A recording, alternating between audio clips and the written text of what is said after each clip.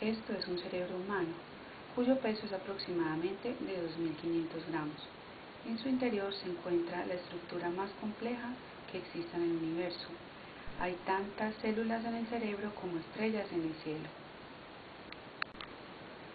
Existen más de 200 clases de células que componen el cerebro, conocidas como neuronas y glía.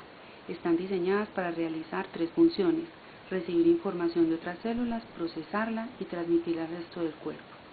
Las partes de la neurona son dendritas, que están al extremo, soma o cuerpo, núcleo, axón, que va de acá hasta acá, funda de mielina, que recubre el axón, y los botones. La conducta empieza con las acciones de la neurona. En primer lugar, uno de sus extremos recibe la información desde los receptores, distribuidos alrededor de las prolongaciones ramificadas o dendritas. A continuación, la información es enviada al núcleo de la neurona, o soma, que se combina con otras informaciones.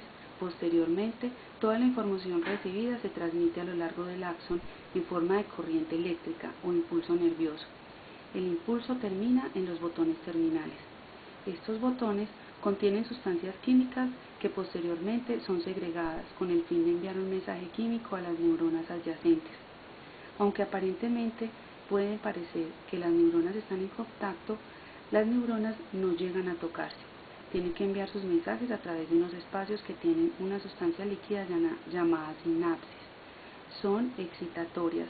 Los neurotransmisores provocan en una neurona que se encuentra en el otro extremo de la sinapsis una carga eléctrica. Otras sinapsis son inhibitorias y producen o previenen la formación de impulsos nerviosos. Los canales receptores ubicados en las dendritas determinan cuál será el efecto del neurotransmisor, de igual forma que todo el conjunto de estímulos excitatorios e inhibitorios determinan si la siguiente neurona en la cadena deberá dispararse y a qué velocidad. Este flujo constante de impulsos nerviosos y transmisiones químicas a través de nuestro organismo le da al comportamiento humano su extraordinaria complejidad. Regulan nuestro metabolismo, la temperatura corporal, la respiración, nos permiten aprender, recordar, tomar decisiones. Lo realmente extraordinario es que al interior de este proceso se encuentra toda la información de aquello que podemos llegar a conocer y experimentar. Continuemos con el funcionamiento del cerebro, el tronco cerebral. Conecta al cerebro con los nervios y la médula espinal. Es el centro para el soporte básico de la vida, la respiración, el latido del corazón, el sueño o el despertar. Conectado al tronco cerebral y situado en la parte posterior del cráneo encontramos el cerebelo.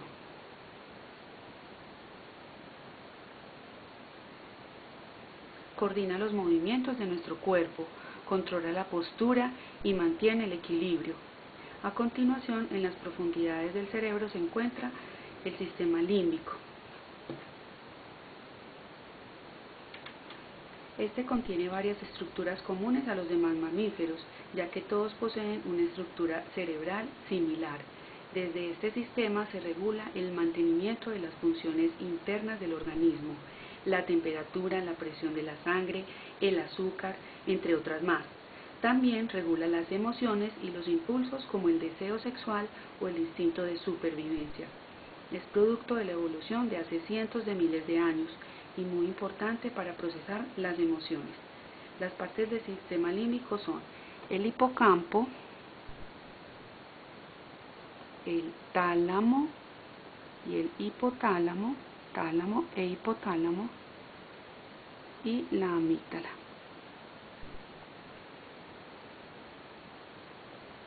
El hipocampo es un procesador de información básica y su función consiste en contrarrestar la nueva información con datos que ya se encuentran almacenados en el cerebro.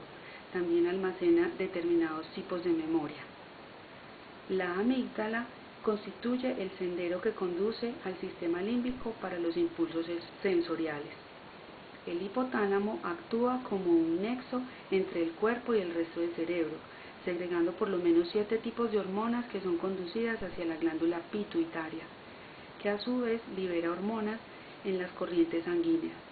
influyendo en el desarrollo del crecimiento y de la conducta cerebral.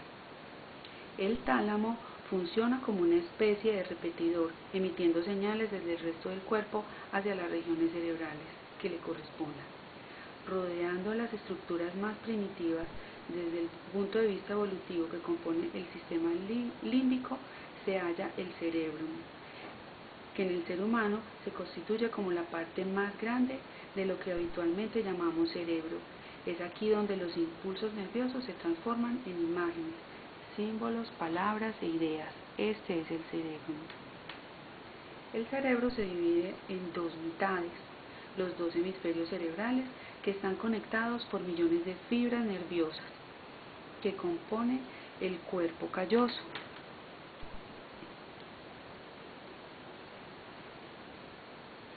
Y un conducto para los mensajes que se desplazan de un hemisferio a otro.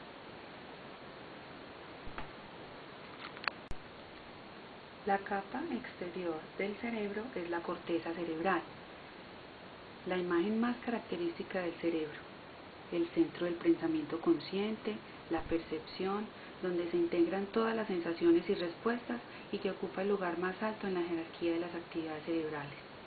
El cerebro ocupa la mayor porción del encéfalo y alberga la razón y la creatividad.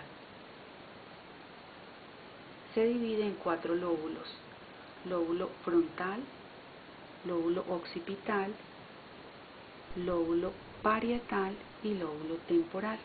Vamos a explicar en qué consiste cada uno o de qué se encarga. El lóbulo occipital se encuentra en la porción posterior del cerebro, cerca del hueso occipital del cráneo, y contiene los centros responsables de la visión. El lóbulo parietal, media superior del cerebro, es el área encargada de recibir las sensaciones y la información sobre la orientación espacial. El lóbulo temporal está ubicado cerca de la zona de la sien, contiene los centros de la audición, el olfato y la memoria. El lóbulo frontal es la porción anterior del cerebro y está situado justo en la frente.